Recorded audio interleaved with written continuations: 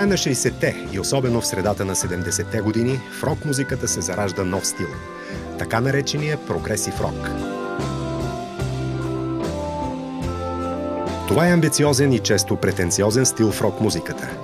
Началото му се свързва с групи от Великобритания, като и до днес прогресив рокът е предимно популярен на европейската музикална сцена, въпреки наличието на немалко американски и канадски банди. Прогресив рок е най-художествено развитият рок, при който се използват много повече електронни инструменти. При прогресив рока се използва колкото може повече елементи, за да бъде музиката още по-интересно представена.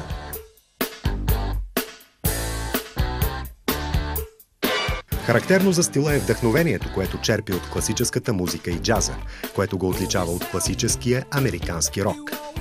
С помощта на прогресив рока музикантите търсят начин да избягат от ограниченията, които се налагат от популярните рок и поп музика, като по този начин достигат до напълно непознати музикални формати. Именно сложността на композициите е най-характерният, отличителен белег на прогресив рока. Едни от най-големите имена на този стил, оформили неговият облик, са Джетро Тълп, Genesis, Pink Floyd, Rush и Yes. На времето в България дойде групата Yes, която е един великолепен прогресив рок оркестър, състав. Всеки един тяхен албум, знаете, че те имат и штрайх, имат 3 цигулари, един беше Майк Камински, помня, от полски произход. И понеже аз возих в България концертите им, аз ги представях. Много се радвам, че на време дойде прогресив група като Yes.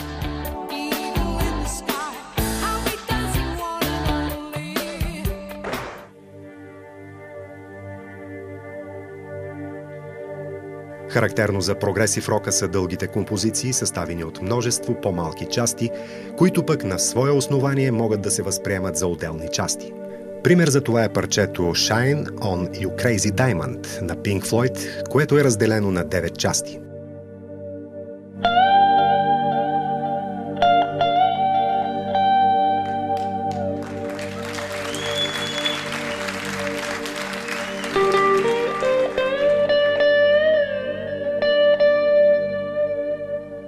Концептуалните албуми са много типични за този стил. При тях съществува водещ мотив, на базата на който се изграждат всички песни в албума. Те наподобяват театрална пиеса или опера, поради което често тези албуми се наричат рок-опери. Някои от най-известните рок-опери са дело на The Who, Moody Blues и отново на Genesis и Pink Floyd.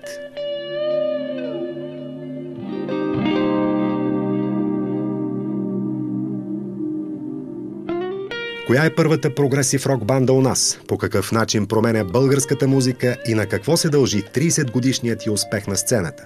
Ще разберете след малко в документалната поредица «Българските рок-хроники».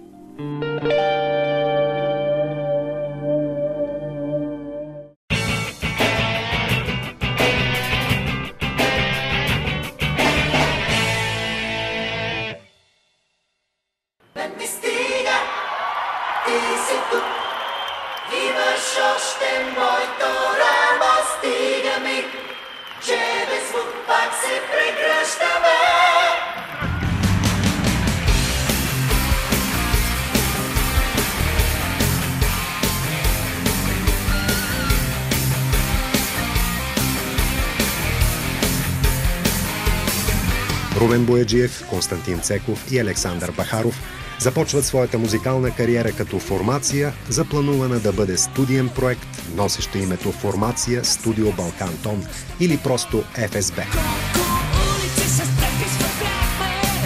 3 млади завършили консерваторията музиканти, назначени да работят в Балкан Тон. Какво да правят? Отива Васко Найденов да записва албум, кой ще му акомпанира? Те. Великолепие!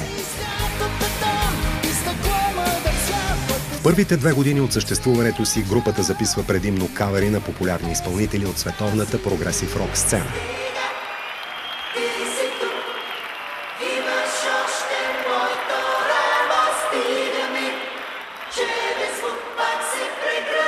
Те като че ли спяха на втора ръка и не пееха още, само правиха целия аранжимент. Значи тези музиканти раздаваха своите много богати интересни насоки в музиката и на всеки, който са допрешли до тях. Но от формация Студио Балкантон, те са дразнат, ако някой още ги нарича така, те не работят към Балкантон и трябва да бъдат ФСБ. Даже как си го превеждаха? Free, било F, свободни, Free Sailing Band, свободно плуващ състав, нещо такова. Искаха като шега да избегнат Балкантон, но си бяха на работа към Балкантон.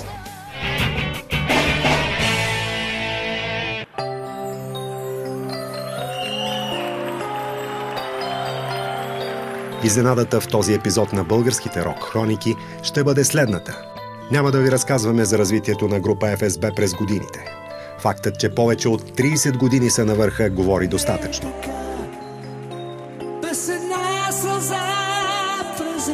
Този път, заедно с Румен Бояджиев, Иван Лечев и с помощта на музикалния журналист Томас Пространов, ще обърнем внимание на музиката като изкуство. Изкуството на рока.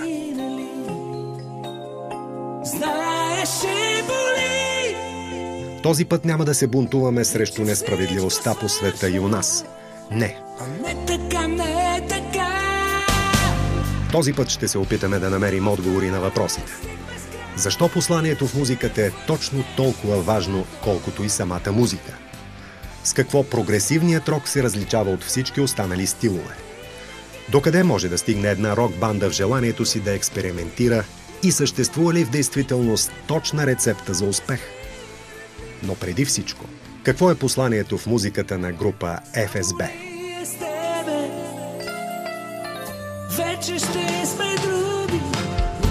Посланията са две. Едното е мир и другото е красота. Мира е необходим, за да може човек да види красотата, иначе няма как да я види. И ако ти можеш да му изпратиш красота и да го накараш да я види, т.е. да има отворени очи за красотата, света нямаше да е такъв, какъвто е сега.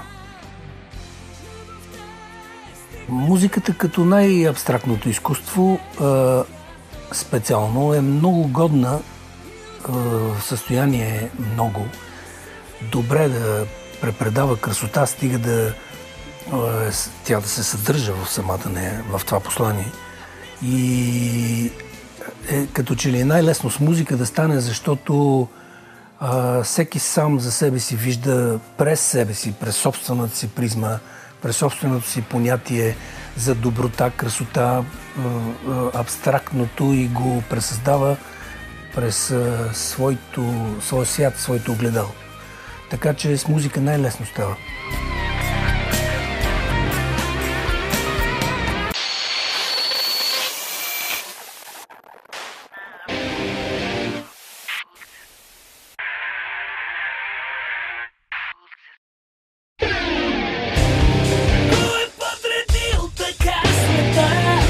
Историята говори, че едни от най-големите хитове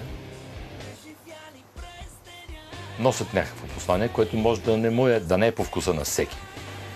Примерно посланието I can get no satisfaction на баща ми не му се виждаше много така понятно, но пък ние сме израсли с това парче и на нас това винаги много ни е носило така, че не мога да бъда удовлетворен от каквото и да е, което е сериозно нещо.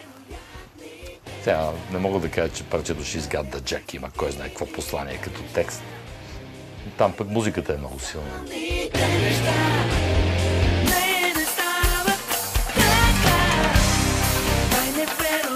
В световната прогресив рок музика текстовете на песните представляват сложни, алегорични разкази. Те рядко засягат теми като любов и секс или пък така популярните за други рок стилове политически послания. Тогава, какъв смисъл носят алегоричните текстове в песните на ФСБ? Ние гледаме текста да има послание, да не е просто думи, някакви наредени, както се случва много често, а да е мисля, като махташ музиката, да би могло да се получи едно смислено стихотворение с послание.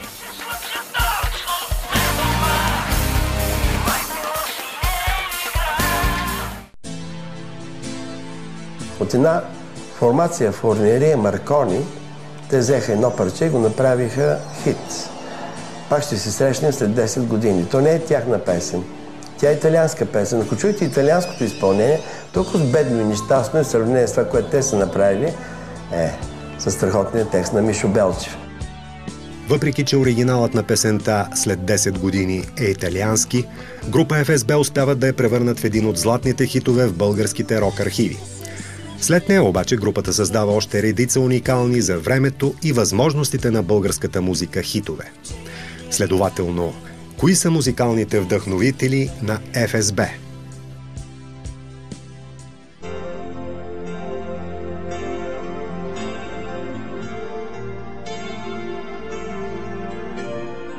От самото начало, значи, ние така или иначе сме една прогресив рок група, поне така гледаме на себе си.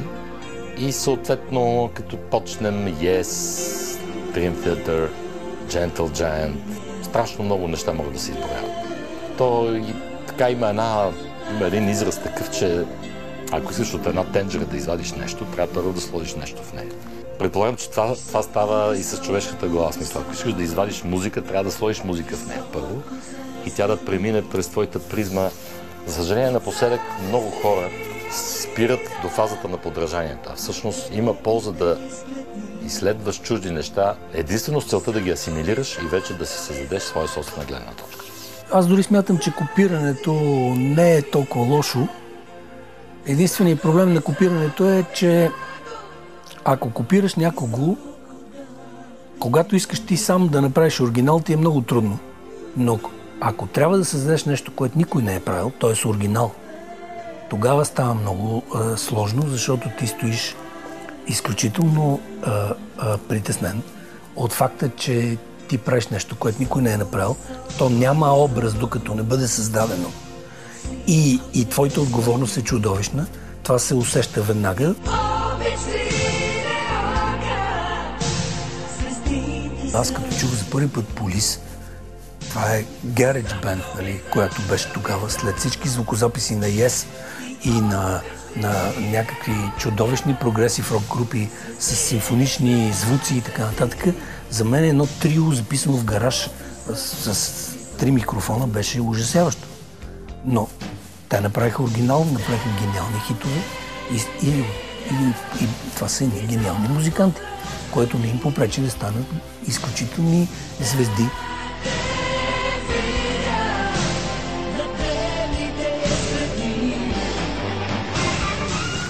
Съществуват ли допустими компромиси при създаването на оригинален музикален продукт и доколко случайността би могла да помогне? Един музикант обикновено разчита на случайността. Не. Значи музиканта е длъжен да даде всичко, каквото може от себе си, да вложи цялото си познание и цялата си душа, защото познание не стига. А пък вече до голяма степен е въпрос на случайност това нещо, дали ще бъде точно в този момент, дали ще стане хит. Винаги успеха на един музикант, аз го знам и съм го видял, затова казвам музикант, защото докато хората в една зала усещаш, че си общуват, значи ти нищо не си направил, ти трябва да ги разделиш, те да спрат да си говорят и да те гледат в този момент, вече ти им говориш. Тогава те те слушат. Те те усещат. Иначе ти нищо не правиш, защото те са един много силен дух. Ти си мъничък, осветен на тази сцена, ти си уязвим, защото техният дух на най-малкото несъгласие с това, което виждат. Те само казват, и ти сдухват от сцената и ти се сриваш.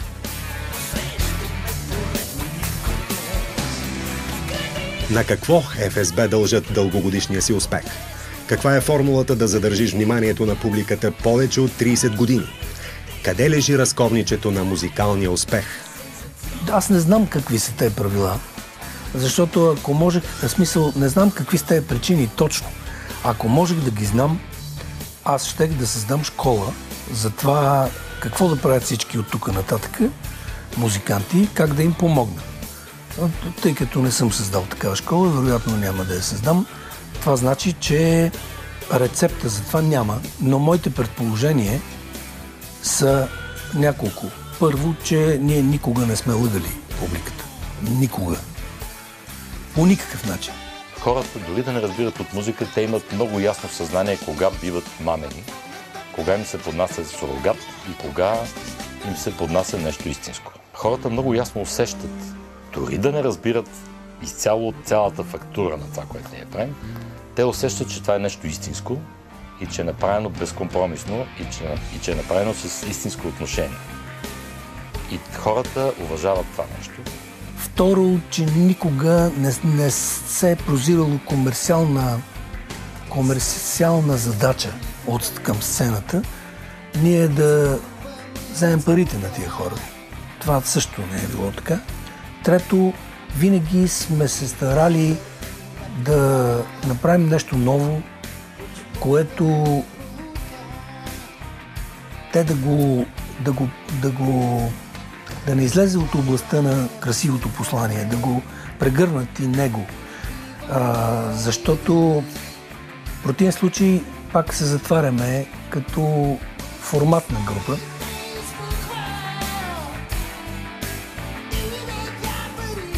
Защо е важно един музикант да експериментира и по какъв начин това помага на неговия вече изграден имидж?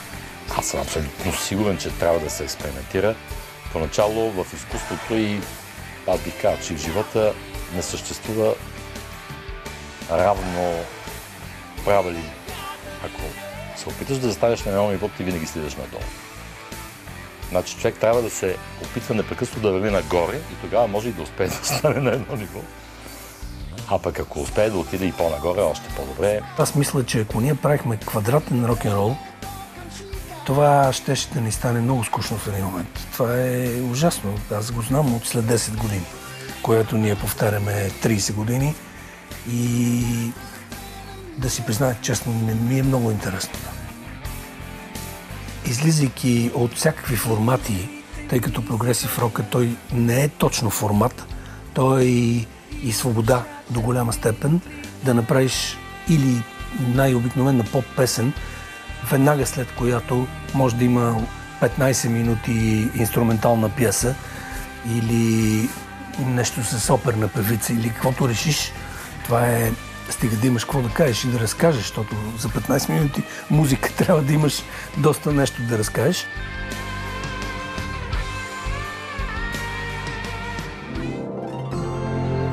По какъв начин симфоничната музика обогатява рок-музиката? Експеримент ли беше концертът на ФСБ с симфоничния оркестър?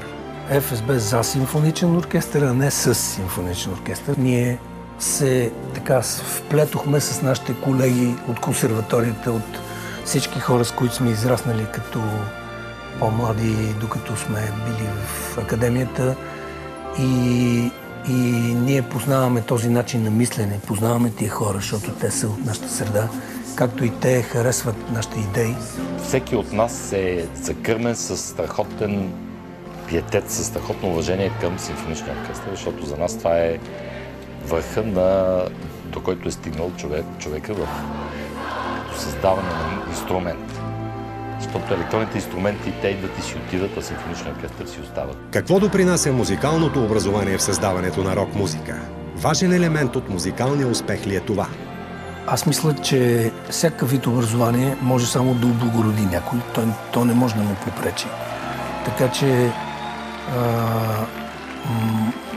моят апел към всички е да се образоват максимално. Това няма да им попречи по никакъв начин. Напротив, ще им стане по-добре. В случая всеки музикант, който би могъл да бъде образован академично, влиза в един свят на много по-голяма информация, много по-обширна, много по-различна.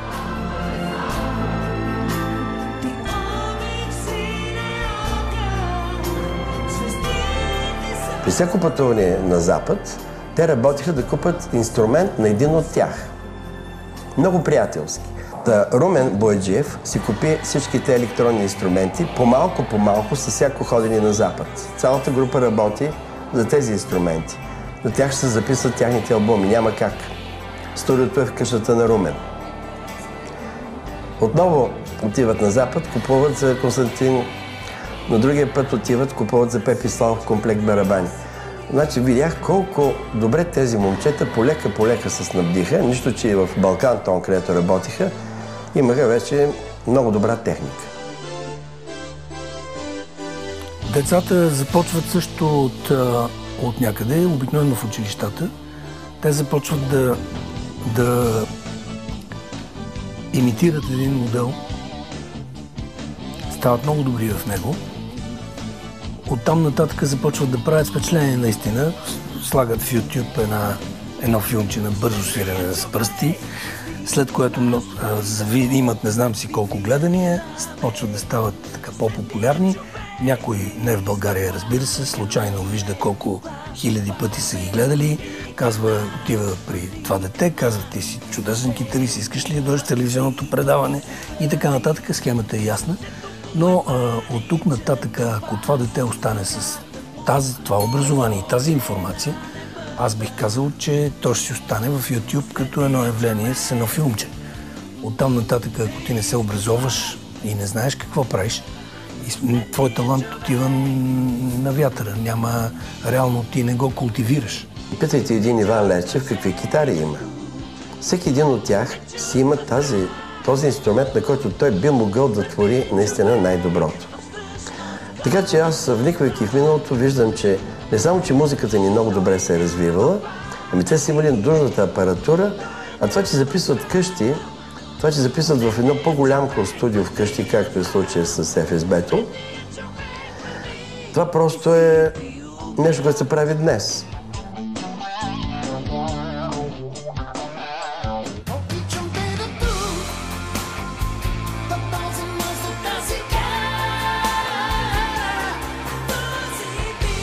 Образование или самообразование, талант и послание. Това е само част от енергията, която една рок-група излъчва от сцената. Какво още е необходимо, за да задържиш вниманието на публиката по време на един концерт? Понеже нашата музика е така доста тежка, доста е сложна за възприемане, много трудно всеки път с голямо мислене правим подреждането на програмата. И ние прибягваме до най-различни неща, за да задържаме вниманието на хората, защото е нужно. И така има една постепенна градация.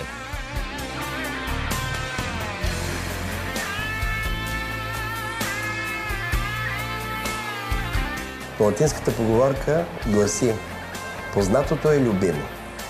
Значи, когато пееш нещо познато или направиш нов аранжимент, е много по-лесно да зарадваш публиката. Значи, почва се с някакви... Всички правят така, цял свят. С някакви по-леки парчета от начало. Те се казва хората да бъдат захапани. След това вече, те като са се загрели, може да им поднесеш малко по-сложни неща. Като почнат да се уморяват, пак ще им направиш или нещо контрастно, или както ние направихме сега в последните концерти, една изцяло акустична част. Unplugged. Нещо да се смени, за да не е едно и също през цялото време. И вече, естествено, неговите хитове накрая и така. Има си тактика, стратегия на тия.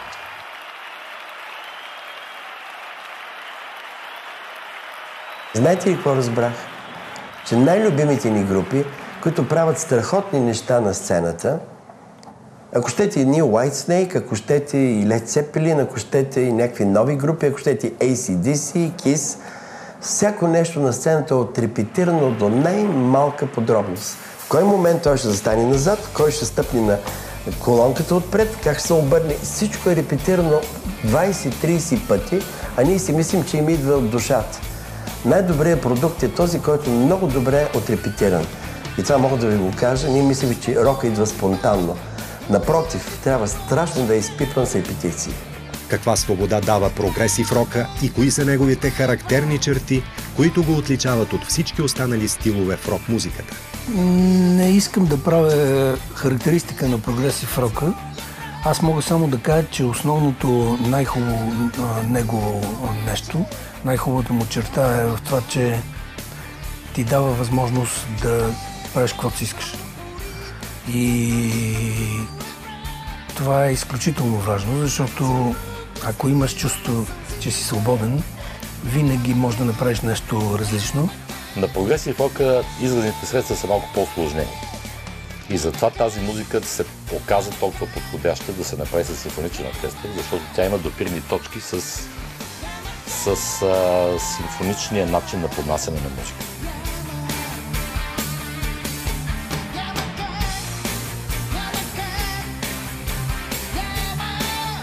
българският рок в миналото, рокът в настоящето и рок-н-рола след 10 години. Като бъркам към миналото, разбирам, че всичко, което се направи, се го направи много добро. Рок-н-рол е бунт, казват хората, но той беше бунт на Запад. Той беше бунт, когато се правиха фестивали в Америка.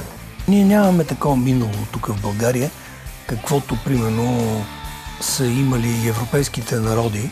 Това нещо е така или иначе тръгнало от Англия, от Битълс и от Стоунс и от блуса преди това. И е имало някаква еволюция от точно определена страна. Бунта, който имахме в рок-музиката на Запад, България липсва. И колкото да говорят щурците или те най-ранните групи, че са били бунтарите, какви ти бунтари? Всичко минаваше през 1000 комисии. Не може да бъде музика на бунта нашата.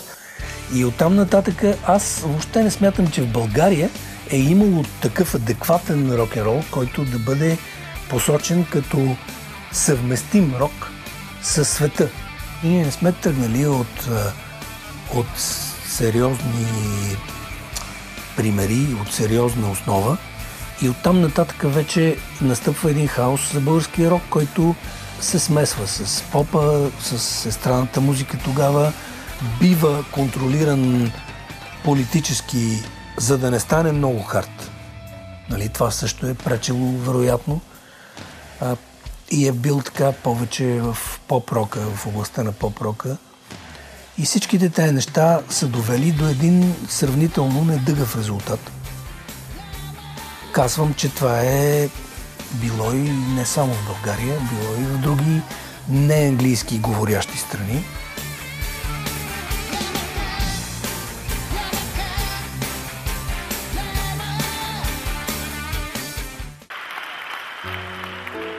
Аз смятам, че това, което ние направихме в ония години, беше един сравнително добър еквивалент за тогавашните ни възможности на това, което правиха групи като Yes.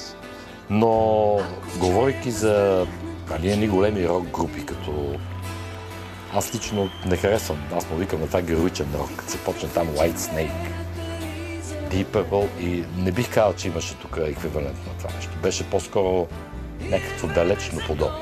В настоящето аз мисля, че рок-н-рола в България винаги е бил с такава непостоянна публика, що се отнася до масите, но с стабилен пък малък електорат. Значи той никога не е бил... Той е бил винаги между клуба и голямата зала, но никога не само в голямата зала и никога не само в клуба.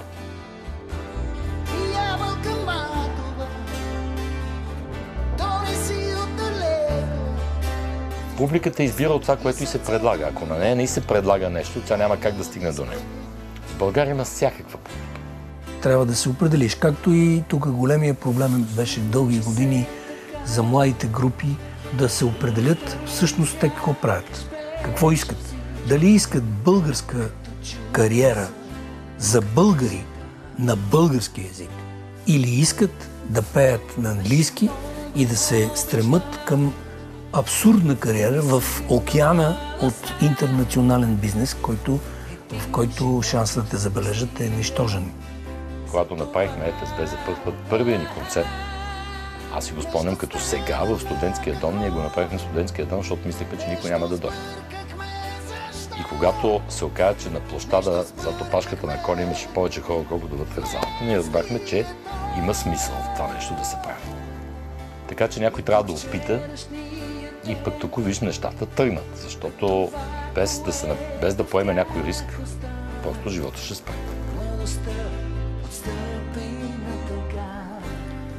ФСБ никога не са бягали от възможността да поемат риск.